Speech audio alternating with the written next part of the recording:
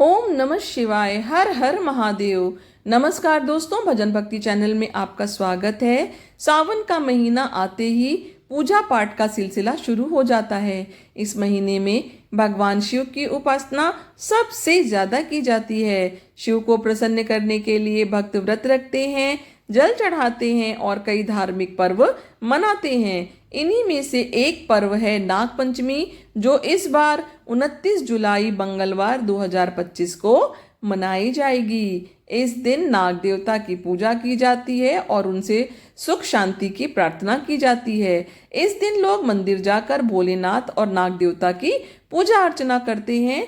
इसके अलावा नाग पंचमी के दिन लोग अपने घरों की दीवार पर नागों की आकृति बनाते हैं और उनकी पूजा करते हैं।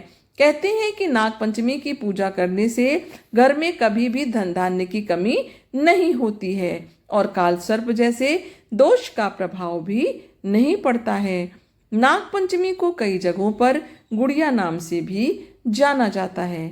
नाग पंचमी का संबंध सिर्फ पूजा तक ही सीमित नहीं है, बल्कि इस दिन कुछ क्षेत्रों में एक अनोखी परंपरा भी निभाई जाती है, जिसमें गुड़िया पीटी जाती है।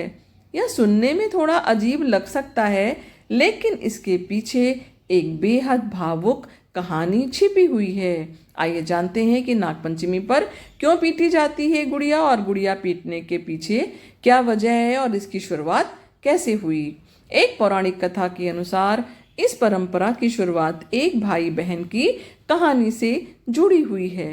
एक समय की बात है, एक लड़का भगवान शिव का बहुत बड़ा भक्त था। वह रोज मंदिर जाकर शिव जी की पूजा करता और वहां एक सांप को दूध पिलाता। धीरे धीरे दोनों में गहरी दोस्ती हो गई।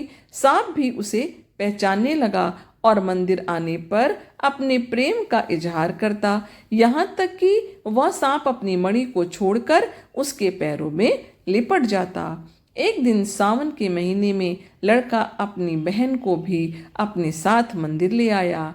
वहां वही सांप आया और हमेशा की तरह लड़के के पैरों से लिपट गया, लेकिन उसकी बहन को ये बात पता नहीं थी। उसने सोचा कि सांप उसके भाई को डसने आया है और डर और घबराहट में उसने पास पड़ी लकड़ी से सांप को मार दिया। जब लड़के ने अपनी बहन को सारी बात बताई तो बहन को बहुत दुख हुआ और वो रोने लगी। जब इस घटना की जानकारी लोगों को हुई तो सभी ने तय किया कि नाग देवता का स्वरूप होते हैं, इसलिए दंड मिलना तो निश्चित है। लेकिन क्योंकि यह गलती उससे अनजाने में हुई है, तो लोगों ने यह तय किया कि असली सजा तो नहीं दी जा सकती, इसलिए कालांतर में लड़की की जगह गुड़िया को पीटा जाएगा, ताकि यह परंपरा भावनाओं की याद दिलाती रहे।